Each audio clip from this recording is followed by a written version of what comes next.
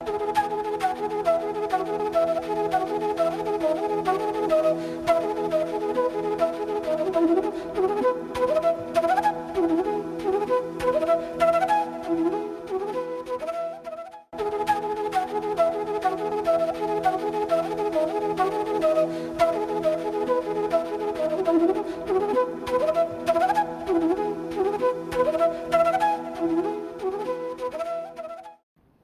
afternoon. Welcome to EduSet Network. Friend, as you know, we are having discussion on educational psychology. Today we are going to discuss one of the very important topic in education, that is innovativeness and critical thinking. These two things are very important to understand one's psychology and how one can make impact on a life or society having these two aspects of their personality. So we'll talk all these things in details, and for discussion on this very topic, we have in studio Dr. Naveen Kumar. He teaches psychology in Delhi University. So on behalf, I welcome him for the EduSet lecture on this very topic. Welcome, sir. Thank you. Thank you, Mr. Kumar. Today we are going to discuss role of innovativeness and critical thinking in educational context. This topic acquires importance because of many reasons. Education per se is expected a lot to deliver on the changing the reality of the grassroots of the day-to-day living, of our long-term sustainable development, and so many other things. So education play an all-important role in changing the society, what we are today and what is going to be our future. So any civilized society has given due importance to education because it has the potential to build the individuals of its society, to build the organizations that it has, and to build the nation as a whole. So today we are discussing this concept of innovativeness and critical thinking in educational context, because what I perceive and what many of you will agree, that we don't have any dearth of talent in our country. We don't have any dearth of commitment in the human resource of our country, but somewhere we have not achieved what we should have achieved, and so we have not become a developed nation so far. How to change this scenario?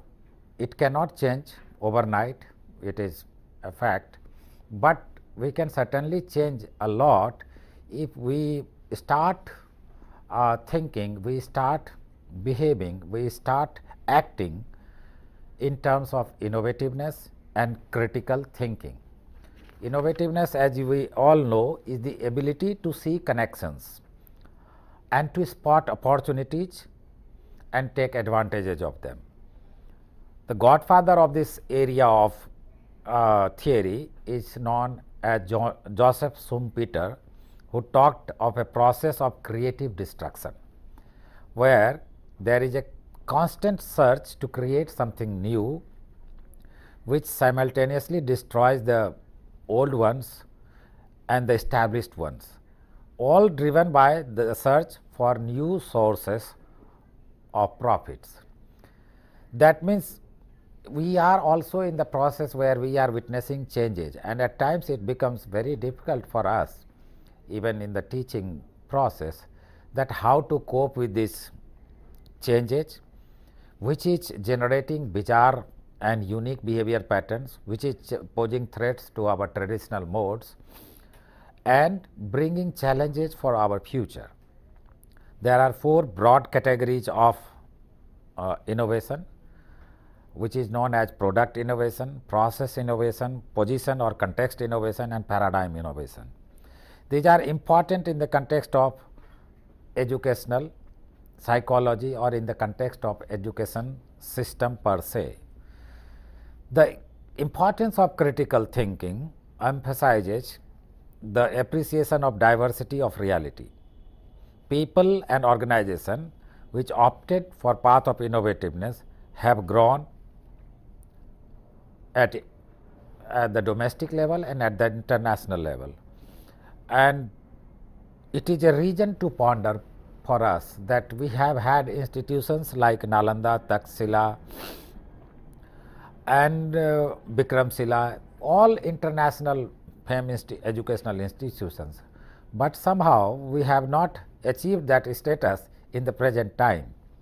So, this is an area that needs serious diagnosis and serious analysis of the situation and how we can progress. One important thing that can take us forward in this process is the innovativeness.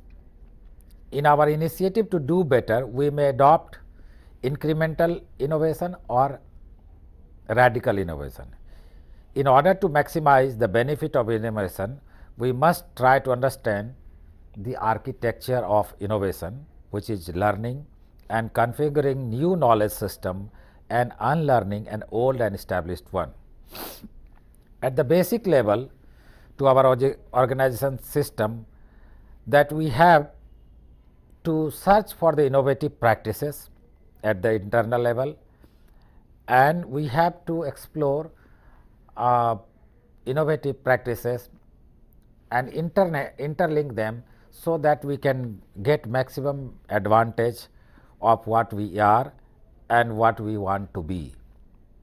So, innovation involves trying to deal with an extended and rapidly advancing scientific frontier, political uncertainties, regulatory instabilities, and a set of competitors who are increasingly coming from unexpected directions. That means, Roy Rothwell vision of fifth generation innovation is essentially the one which we need to operate with rich and diverse network linkages, accelerated and enabled by an intensive set of information and communication technology. Innovation does not necessarily imply the commercialization of only a major advance in technological state of the art, but it also includes utilization of even small changes in technological know-how and other realms of life. That means, innovation is not necessarily a very infrastructure oriented thought process, rather it involves a very small change in each and every act that we do can bring wonders in life and can bring wonders in the education system that we are faced with. Innovation is the specific tool of entrepreneurs, the means by which they exploit change opportunities for a service. It is capable of being presented as disciplines, capable of being learned, capable of being practiced. Peter Drucker, this was said by Peter Drucker. Innovation has nothing to do with how many dollars you have or how much money you have, but it has more to do with what ideas you have. That means, it is not a money centric exercise, it is the ideas that makes you innovative, and if you have those ideas you can achieve a lot even without having that money. Organizations which manage to challenge the accepted rules of the game by creating and maintaining an innovative organizational context that enables innovation to flourish. That means, we always fear a lot whenever there is a change taking place, and we think that whether we are going to succeed or not, and maybe this will take us towards an uncertain phase where we cannot achieve what we are already we have achieved or what we can achieve in the smooth direction in the normal course of event. So, we fear from it. We also tend to avoid any changes in terms of innovativeness. So, there are few basic things that if you keep in mind, innovation is bound to happen. That means, sometimes we think that innovation is only an organization centric phenomena, which is not the fact. Any organization, particularly in education system, there are several stakeholders. One stakeholders is the students per se, then the other stakeholders are the teachers, then the other stakeholders are the school management system, and the macro level stakeholders are the society at large, which benefits from an education system, and the benefits of the education system is reaped by the society at large. So, how education system performs, it affects largely to the societal progress and in the long run to the national progress also. As Robert Cooper suggests, the inherent uncertainty in innovation should be reduced where possible through the use of information collection and research. So, in order to avoid that uncertainty, it is also there are misconceptions that we have in our mind, that if you introduce innovations, we may have certain problems. So, innovation and uncertainty are part and parcel process. These are interrelated. At times you have to face risks, you have to face challenges, but that does not mean that you should stop getting and becoming innovative. We should not confuse from always from management or leadership that it is the only change agent, that it can come from the top. Innovation can begin even from the guerrilla tactics rather than a frontal assault on the problem. That means, innovation even in a corner of an organization, of an educational system, can begin at the students level, can begin at the teachers level, can begin at a small level, can begin at any particular point in the system.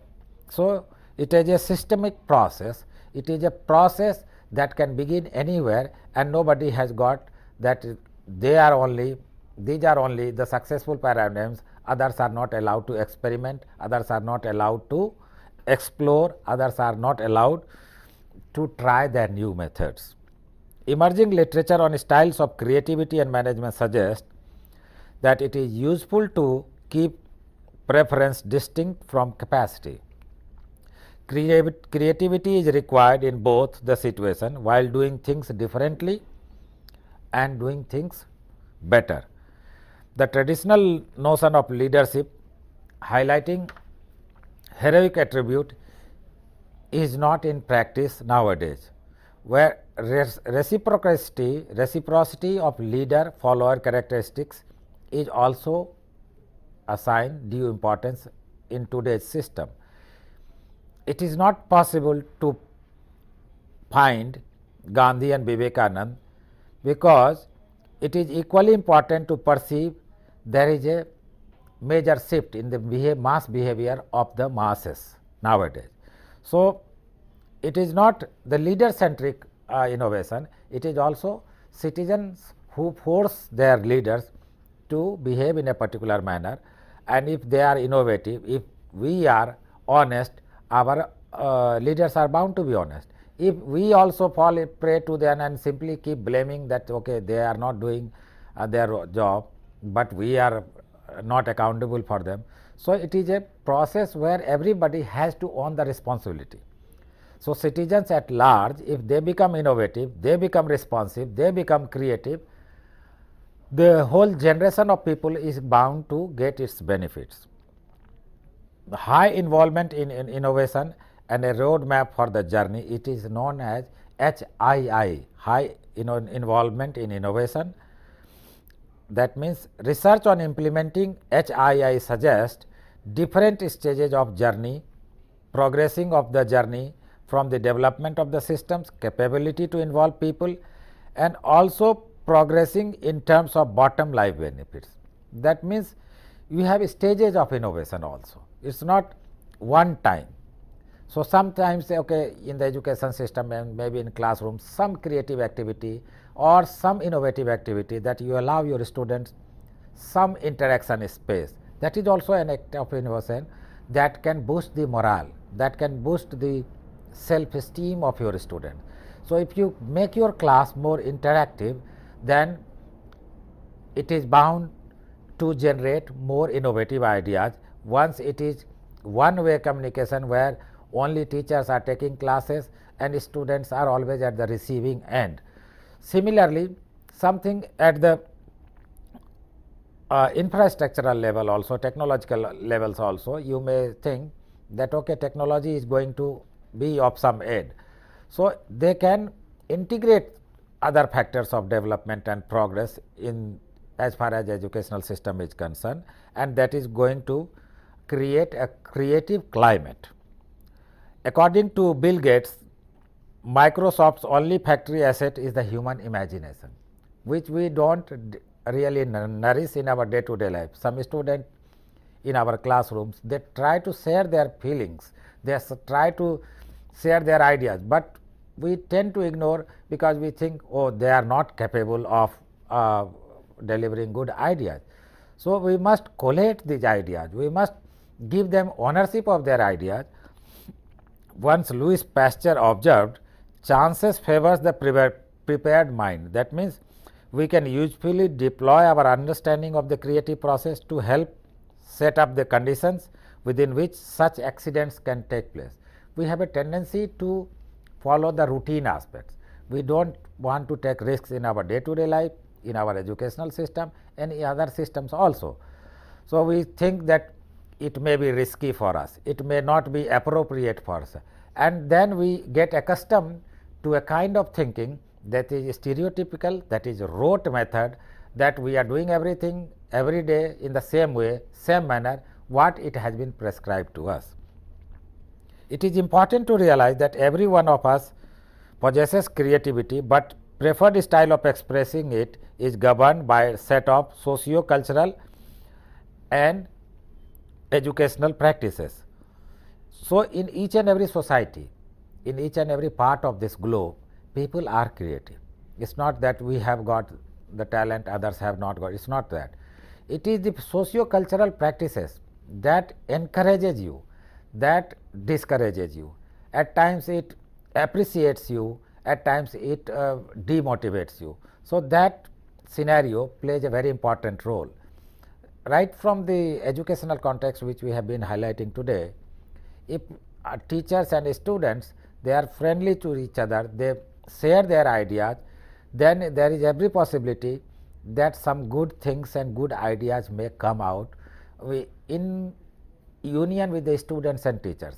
But if you make it that okay, isolated process, only the things and designs and then syllabi that has been set up by some committee or some system, we will not digress and we will not deviate, we will not think beyond the set parameters, you cannot progress. Some people are comfortable with the challenging status in which a system works, while others prefer small changes, and the large number of others, they prefer to be with the status quo. Whatever they are, they will go by the stereotype path, they will go by the standard mode of behaving, thinking and acting. They will not try to explore those creative options. That is the reason that there are researches that indicate all creative people like artists, painters, scientists have at times difficulty living under the domain of conventional acceptance behavior. That means, they tend to digress, they tend to give a diverse viewpoint, and they somehow feel uncomfortable that what people are saying is good, but I have some better ideas, I have some innovative ideas that I want to progress, that I want to experiment on my own, and they are outcast. They are initially criticized, but later on even people like Einstein and Newton in their times, they have been criticized, and even religious authority they ostracize them because they at times realize that it could be a threat if they start questioning each and everything to their superiority and to their supremacy, and there was a lot of criticism of such scientists and such innovative minds.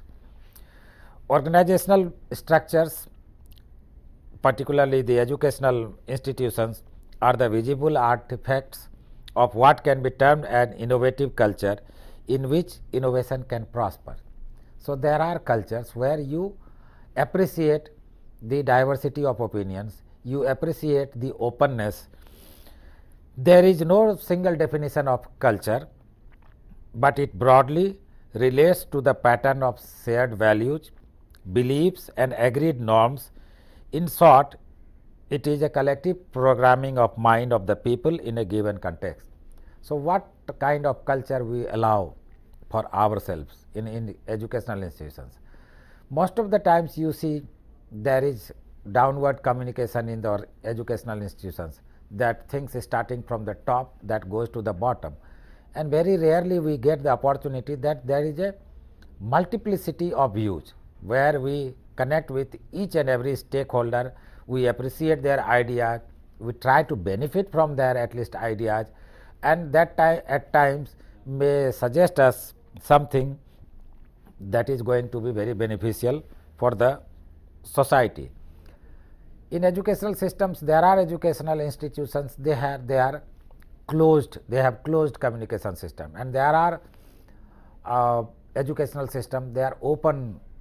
So, it is not that one prescription is extremely best and the other is extremely worst. What I am trying to suggest that okay, we must try to have diversity of ideas on a particular topic, particular idea, and implement the best possible amalgamation of diversity of ideas in a particular institution, in a particular network, so that it gives space for whatever we want to pursue, whatever student. Now, in educational institutions, you see the interest of students that at 10th level or 12th level, they are compartmentalized, that okay, you have to do science, you have to do arts, you have to do fine arts and things like that.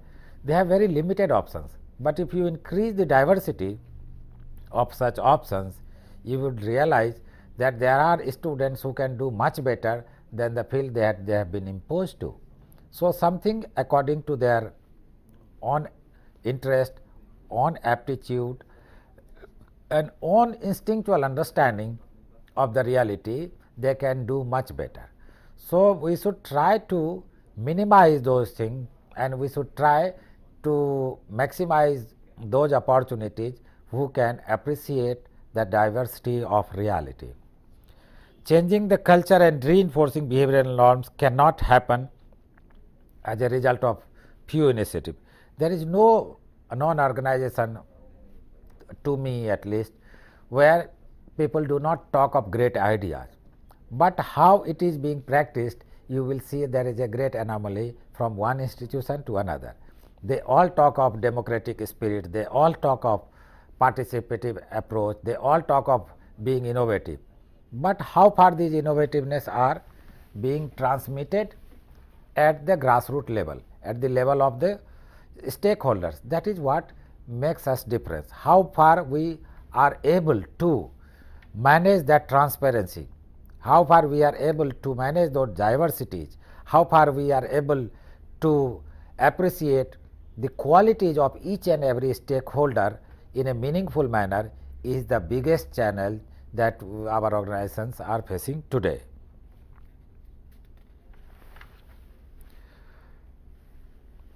Rewarding textbook behavior or rewarding creative behavior is not a thing that we should adopt.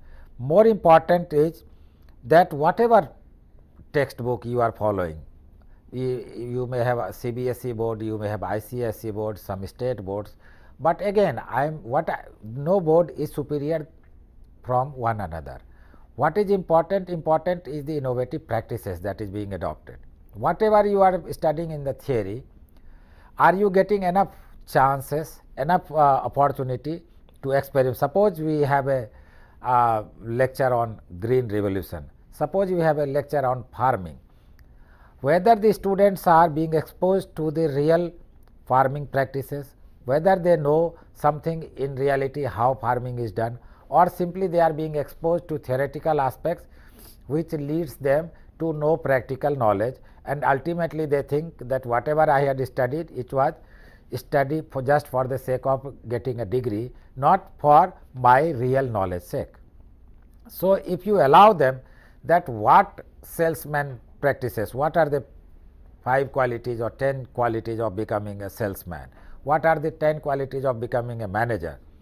And if you allow them that you be a manager of your home and do the financial accounting. I know many students, they have done excellent in their commerce stream, they have done excellent in their stream of science, but if you give them basic accounting job, they say that I have not been exposed, how can I do? So if you give them a good opportunity that okay, you from this year onwards at least you prepare a rough draft of the ITR returns of your family. So they get responsibility also, they get an idea as to how I can innovate so that I prepare a good income tax return of my family. Similarly, you can involve the students in the financial accounting of your school system or your college system or your any education system. Similarly, there are counselors in the school, but every one of us are counselor in some way.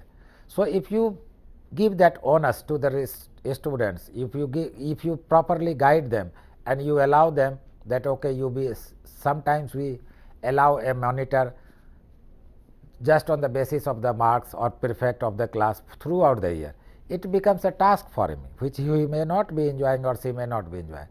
So if you allow this opportunity to each and every student of your class to be a monitor for some time or the other, then they will have this collective responsibility and they will come with their innovative ideas. That okay, sir, I have this innovative idea in my mind, I have this innovative. So simply choosing the persons and the students on the basis of marks doesn't guarantee that innovativeness of a person or a student who has not scored very good marks in the class may not necessarily result in the collective pooling of our abilities, resources and talent. Changing pattern of countries research. It is clear not only in India but also in developed countries that scientists, academicians and researchers have become disposed towards commercialization of research. Nowadays, even in our subject psychology, there is a great thrust on positive psychology. There was a great thrust because of the funding from international institutions. We had research on poverty. Now the sustainable development. Now there is a concern on, these are genuine concerns. I don't deny the reality of its importance. But how far even Honorable Supreme Court had to intervene and said that where this Clean Yamuna project has resulted in what kind of outcome. This is the question mark. So all good programs and it were meant, but how far it was implemented at the grassroots level. That is what we have, all awareness campaigns in our schools, so many programs by the Ministry of Environment and all these things. But how far that each and every citizens have become environment sensitive. How far the researches in animal science and the awareness programs have made each and every citizen sensitive towards their needs as a citizen.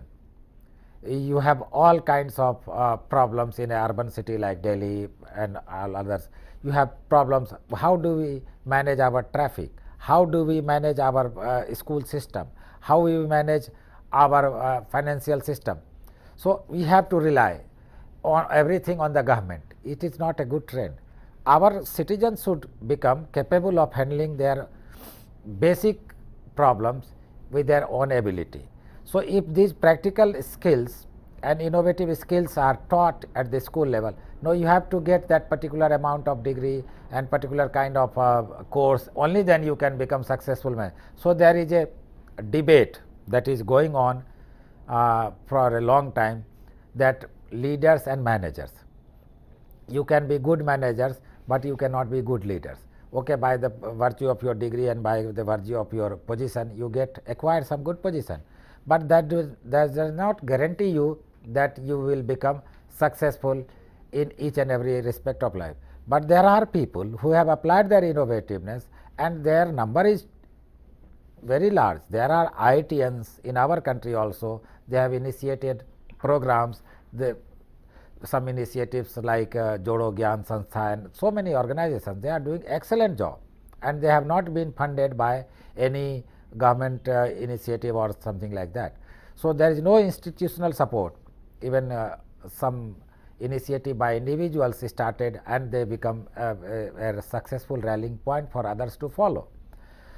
So, now the school system and the higher education both, we are at the crossroads where we find that what to do with our degree, what to do, how to shape our career, how to be successful in our lives and in careers both.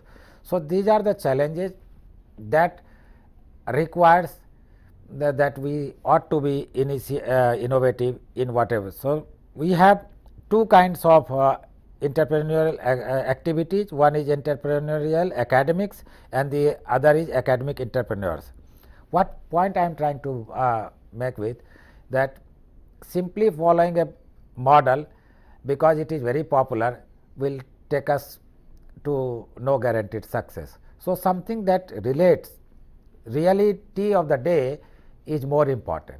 In our researches in India also, that whatever research agendas are being supported from some international institutions and even in our own country by some region or the other, we start delving into those areas only because of the problem of the acceptance at the mass level.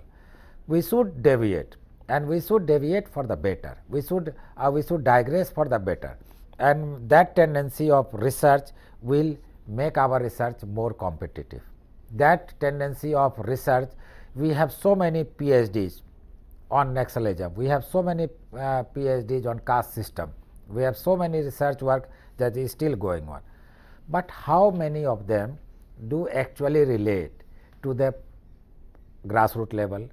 How many of them do actually visit those field visits by delving into the forest areas or tribal areas of Chhattisgarh, Bastar and Jharkhand regions where this problem is actually happening.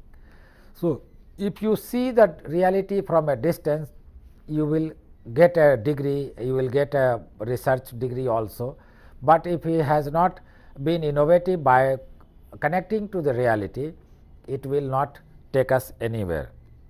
There is no need to connect our researcher with the there is a need to connect our researcher with the developmental problems of our day to day life and the social problems that we are faced with.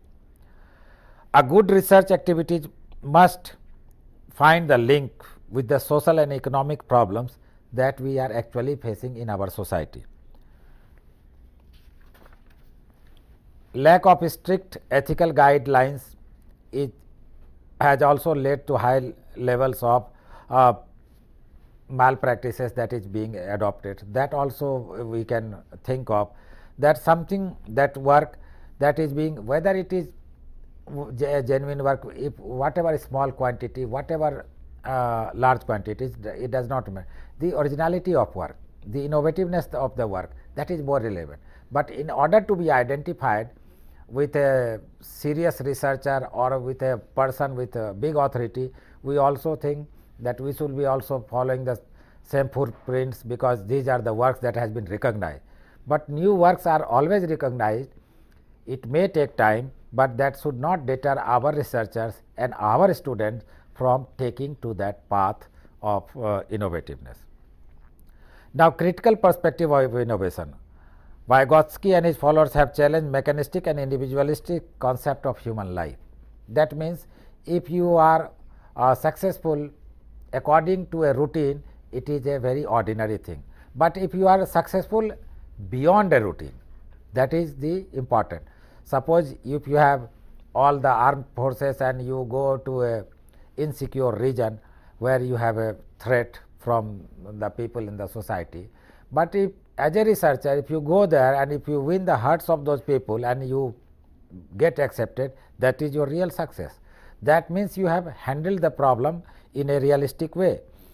Suppose you are successful because you have all the facilities in the class, you have all the tutorials, you have all the lectures, you have all the tuition facilities and everything, then you get good marks. It is not a big deal. Big deal is that you succeed despite adversity. Big deal is that you are capable to handle a difficult situation even in isolation, even without support of so many other things that is available in our day-to-day support. Thomas Kuhn, historian of science, emphasized the difference between what researchers are supposed to do and what they actually do. In our higher education system, too much rigidity on methodology rather than on subject matter has led to an attitude called methodologism. It is a methodology can prescribe what a researcher can study. Research is unnecessarily limited. We have hypotheses in a research which say that these are the objectives of the research, and at times we have a tendency also that this is what we are going in terms of conclusion. So, everything if you perceive in advance how you are going to get an innovative outcome at the end of your research work. So, we tend to follow a methodology that is in vogue, that is in practice, that is being adopted. Okay, we have independent variable, dependent variables, and this is how empirically I am going to get these kind of results. But unless you have a tendency to digress from the established norms, it is not that necessary that whatever, even if we are following norms, then you should follow some amount of innovativeness that will take you to a better result. Critical approach advocated by Parker suggested that subjectivity from our research should not be minimized. In fact, subjectivity is an area that captures the gray areas of research, where people have not tried the languages that has been not been included, the areas that is not very much in practice, the areas which is not so popular, they try to exclude this subjective domain because they think that is not going to help in there. But subjective areas, according to critical thinking approach advocated by gentleman and thinker called Parker, has got more importance in recent times. For example, the language of science and forms used to justify it are analyzed for false presuppositions with respect to time, space and reality. This is what was stated by Deleuze. With respect to narratives of progress, Lyotard, and with respect to ethical and epistemological neutrality by Foucault and Kristeva. With respect to implied metaphysics, Derrida. Deleuze, describing the concept of difference and repetition, called for going beyond or transcending the boundaries of given faculties of thought. That means, it is always to challenge the established thoughts better, and it will be more better if you challenge your own thinking. That today I have written something, maybe tomorrow I could incorporate certain new ideas into my own thinking. So, it is not the final word, somebody else has suggested and it appeals me, and it appears that it can be connected to a good quality of research. His theory also suggests that thinking must seek out ways to be jogged by radically different experiences. In the process of being innovative, our faculties should be resolutely interdisciplinary. We should not separate our theories of disciplines with prior practice. We should encourage experimenting with new ideas and working in a different way. All forms of established common sense and common values be allowed to be criticized to give space to creativity. So, this is what has been done by established theorists. So, we need not to question this tendency. Relates to something what we call idol worship. We must, in practice, in research, in innovativeness, we must try to question those established theories, established theorems, established practices, and that may not necessarily be digressing diametrically opposite way. We can contribute to the larger body of the already existing system. In the discourse, figure, Lyotard does not define the figural in abstraction from works. He describes deconstruction power of Picasso drawing as follows. We have illustration in this drawing by Picasso, where the object of deconstruction is the edge. That means, even the coexistence of many contours induce simultaneity of points of view.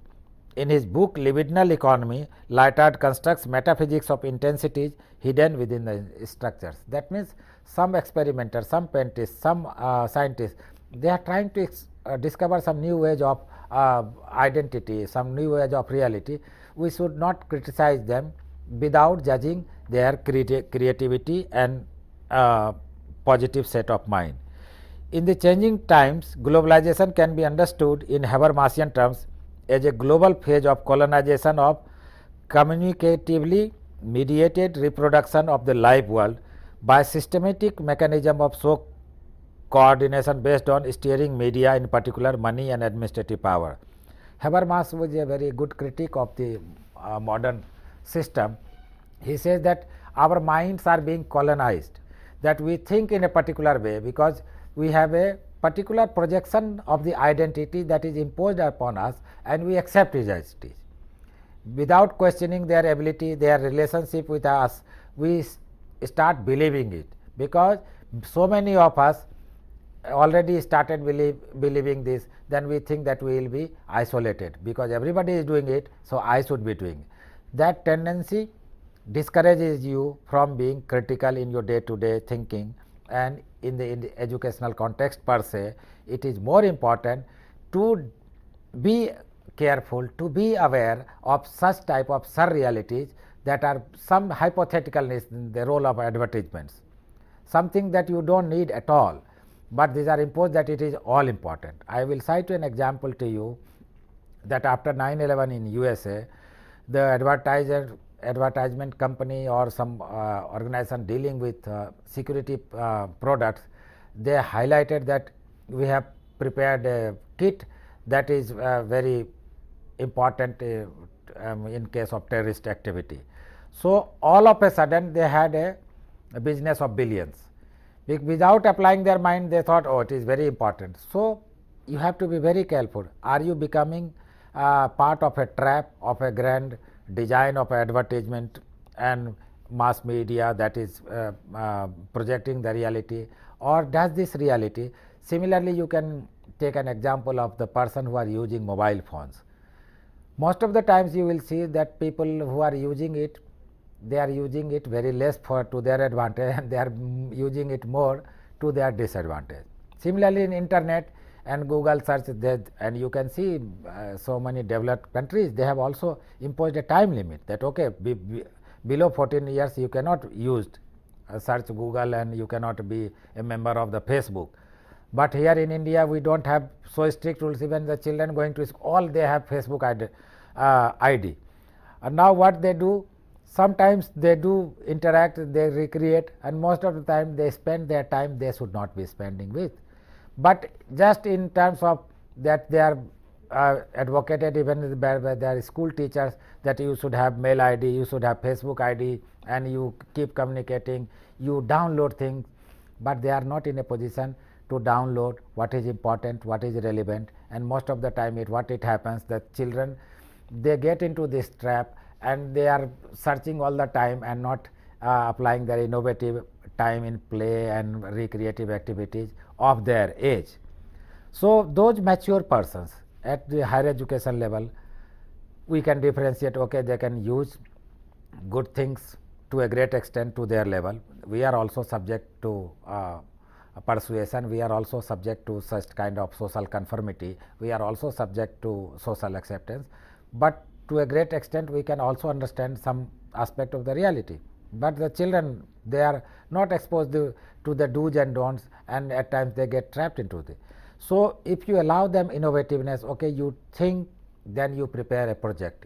I have no doubt in my mind that most of the educational institutions, they throw this heavy weight of technology to them, and they leave them in a lurch, they leave them in an uncertain area where they devote much of their time doing all kinds of internet work and not getting much advantage of it, because they don't apply their mind, they have to just download the thing. So, it is a kind of passive work. Their active engagement of their mind is simply, suppose monuments project they have given, they are preparing, they are getting downloads from Chandni Chowk, Red Fort and Rajghat and all the monuments important, Taj Mahal and so on. But if you simply give them that, okay, you see the architecture of Taj Mahal and you reflect upon it. So, this very practice will make them more innovative instead of downloading and presenting a very beautiful picture, because all of them will be applying with the same method, and that will amount to a rote way of learning. So, learning and innovation goes hand in hand, are interconnected, are very much related to each other.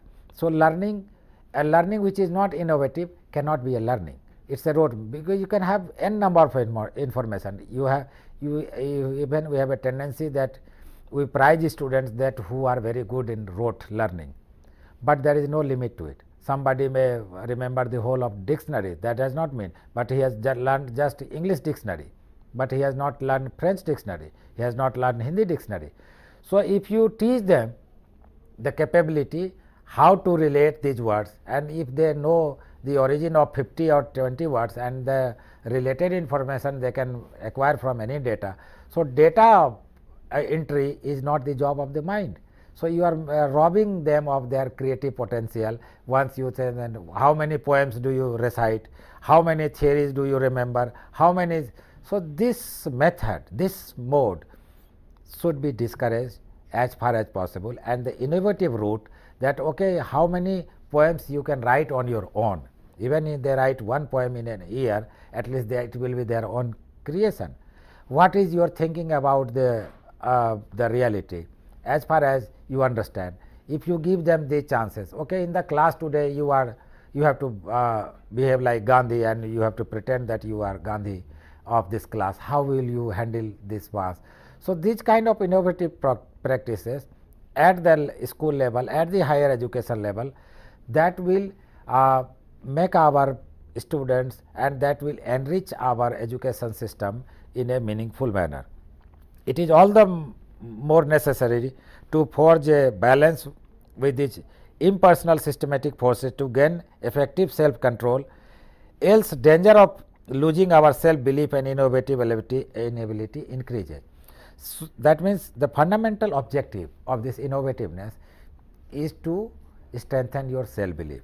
Yes, I can do this, I can drive a car, I can write a poem, I can write a good research proposal, not only written by great thinkers or great most important, because they become popular, they become authentic, they become authority in course of a time, and we want to become just imitating, becoming we want to be a popular person or authority in a particular field. That is not the purpose of our, that should not be the purpose of our educational system, or in education context. Even small innovations, even a child at the time of Deepavali brings some innovative project of his or her own, that will be a good thing. Not that he is copying something, okay, in the internet they note down. That information should be a support system, not the only decoration that you have seen this Deepavali, no crackers. They should have come out with alternative ideas. What do you think? What do you think that you celebrate also, and it is least harmful to the society at large, and it is useful for your own sake? That will make the whole teaching learning process interesting. That will make the teaching learning process interesting. That will make the teaching learning process beneficial for the individual, for this self belief of the individual, self confidence of the individual, and the confidence of the society at large. Nowadays, even we are not we do not have any top ranking institution within that, according to a report published in some magazine, that our universities do not rank even in the top 200, including IITs. So, what is the reason that a place like Taxila, Vikramshila, Nalanda, and we do not have even a single institution of world fame?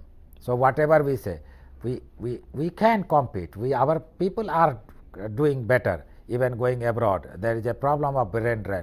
So, we need to be innovative. It is not that the dollars that we need to be innovative. It is not the commercial projects that we need to be. We need to be innovative. What we need is a degree of innovativeness at the school level, at the college level, at the institutional level, that will take us to those heights what other institutions have already achieved. So, role of leadership is also important in this kind of situation. There are so many thinkers that they have highlighted the process of leadership and innovativeness. Leaders play an important role.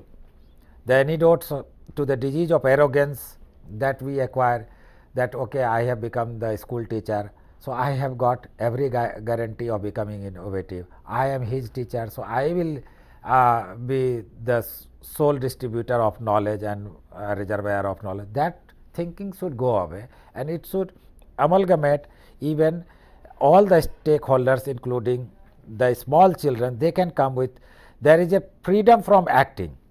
You should not be arrogant, because if you are arrogant and then you start taking authority, then you stop being innovative. So, if you have learned 10 good things as of now, tomorrow you can learn 20 new things. That openness will allow you to remain progressive on your way. The goodness of leadership should allow that kind of culture, that a role of diversity in innovation, and real art of innovativeness lies in appreciation of those values where people are sharing their different kinds of thoughts and different kinds of ideas. The demand for being more innovative has also become important with the expenses of choices of occupation, marriage partners, religion, lifestyle and so on, and contemporary individuals have to be more cautious in making right decisions.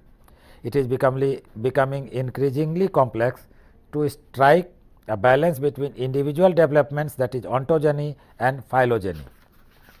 Similarly, in Indian mythological perspective also, it describes that we can be innovative in our way, and it is not necessary that you can be innovative just by following a particular path. We have shown to the world that we have had people like Bhagwan Mahavir, we had people like Lord Buddha, we had people like Gandhi. So, why can't we produce such type of Gandhis and Vivekanand even in today's context? We will try to remain innovative in each and everything that we do at the micro level, at the macro level, at the level of the society at large. Thank you.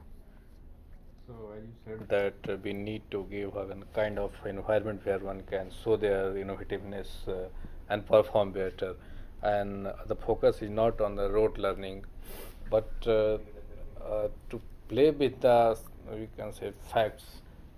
Yes. To what extent we rely on the rote, we should have a rote learning, and then we allow the student to go for the innovativeness, experiment with the same. No, the basic. For that we need some kind of information or the facts, no? Only then we can.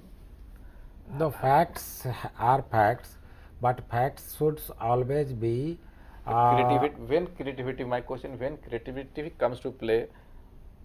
Each and everything. Suppose you are reading Gandhi or you are reading any Karl Marx.